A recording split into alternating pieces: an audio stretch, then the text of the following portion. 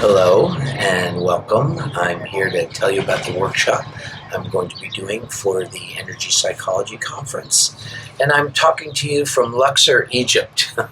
That's the Nile River behind me and the west bank of Luxor, just beyond, where the Valley of the Kings and the Temple of Queen Hatshepsut and other really famous sites are. I'm taking a group of students through Egypt and showing them the roots of Western civilization and how a lot of our ideas of philosophy, psychology, religion, science actually began here.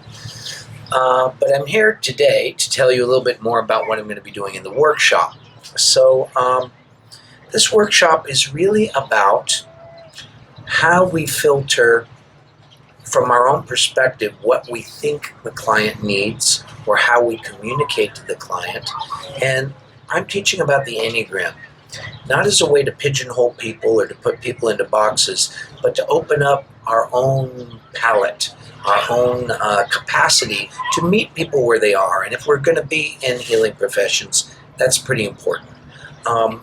So we can break down the sort of patterns of personality in a lot of different ways. But in this workshop, I'm going to be especially looking at how we meet each other in a way that gets clients to sign up, to really commit themselves to a process of healing with us. It's also about how we get into conflicts, not only with clients, but with our loved ones and our co-workers, our colleagues, and so forth. But I really want to make sure that we're using the Enneagram in a way that opens up a richer field of relatedness. As we know, that's what tends to make healing and transformation happen. I am going to be teaching this model. It's a particular way of looking at the Enneagram. We won't have time to look at all the details of all the 9 Enneagram types, not practical in the time frame we have.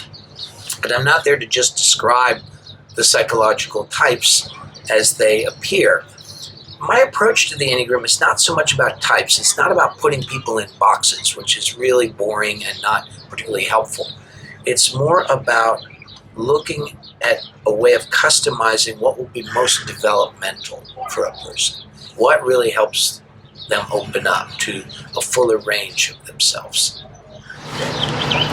I think it's only natural that we tend to see others as we see things ourselves. In other words, we tend to project our own filter onto other people. It's a very normal thing that we humans do.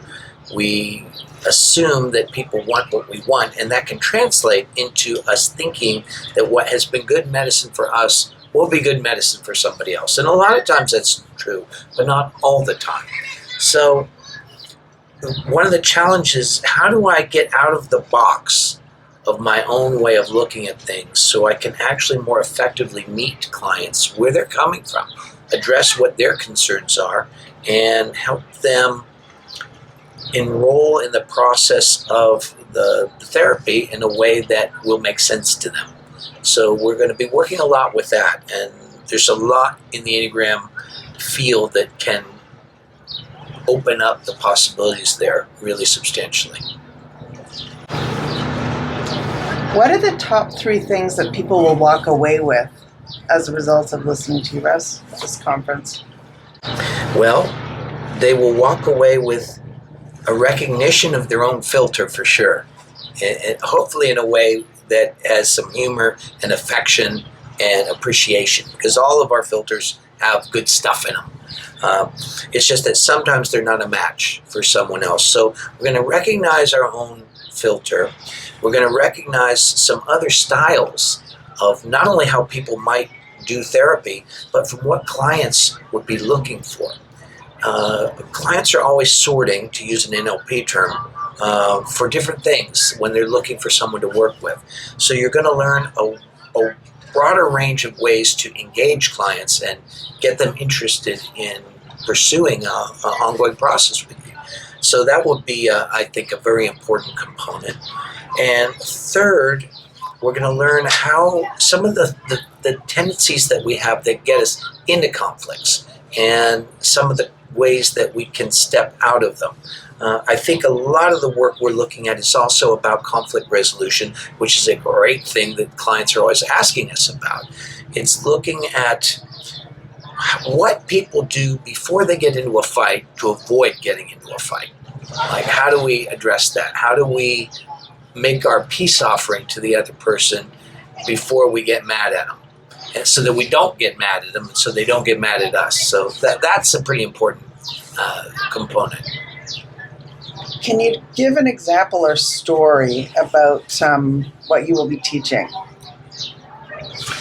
Well, some of you may know that I wrote a number of books with Don Richard Riso, who is sadly no longer with us. He was a marvelous person, a great person to work with, so talented, so creative. We had a lot of fun working together over the years. However, we had different styles. And that was part of the power of our creativity, but it was also sometimes a challenge because we'd get into disagreements, we'd get into fights. And so, as an example, Don's approach tended to be more emotional, and I'll explain some of that in the class. He was looking for certain things from me that I was not providing. And I tend to come from a more rational position, and I was looking for things from him that weren't getting through to me from the way he was communicating with me. So it would escalate, and then we'd have fights. We'd be at loggerheads. So we learned not only how to speak each other's emotional language, but we also learned how to find a missing piece that was actually what healed whatever the conflict was that we were having. Another example would be I saw a therapist talking with a client and really laying out very clearly everything that they were going to be looking at, the methods they were going to use, and really explaining wonderfully all the kind of details. And for a lot of people, that would be just the right thing. But this particular client was looking to feel that the person was in it with them. And was looking for a kind of felt sense of that. And they weren't getting that. They were getting marvelous explanation and reassuring clarity, but they weren't getting that, I'm in the trenches with you. And so they declined the services of that therapist. So that's an example of what I'm talking about. Of course, these things come up in the course of therapy too. When we're working with a client, it may be going along okay, and then we'll hit these bumps, these places where there's a mismatch. So that, to me, is a very important thing, whether we're teaching or doing coaching or we're doing therapy, to be able to meet the client from their orientation is super important. And while, of course, what we're looking at will be very useful for our work, I won't tell. We're also using it in our personal relationships because it comes in very handy. As I was saying, my approach is more looking at customizing the kind of helpful elements of a person and the barriers that they have psychologically, and the Enneagram is a way to suggest a pathway of healing, a pathway of development. And the other big element that I find central to working with this material is presence.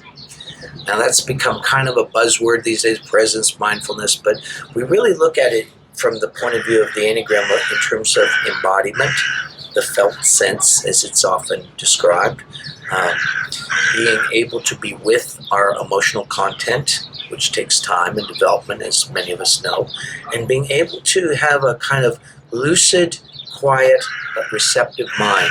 That in that condition, when we're present in that way, we're able to step out of old patterns and into new ones. So we learn the patterns, we'll look at the specific patterns of how we tend to approach conflicts. We're also going to acquire tools for how we can move our attention internally in certain ways, work with our energy in certain ways that help us step out of those patterns and engage new ones that may be more adaptive for the situation we find ourselves in. So that's a big chunk of it. We do exercises in the workshop as well as the didactic material. We often do dyads or triads and explore the content of the material in our own personal lives so that we're customizing it for ourselves as well. So in any case, that's what I'll be doing. And I'm really looking forward to meeting many of you there in Santa Fe. And I hope to see you there. Thank you so very much.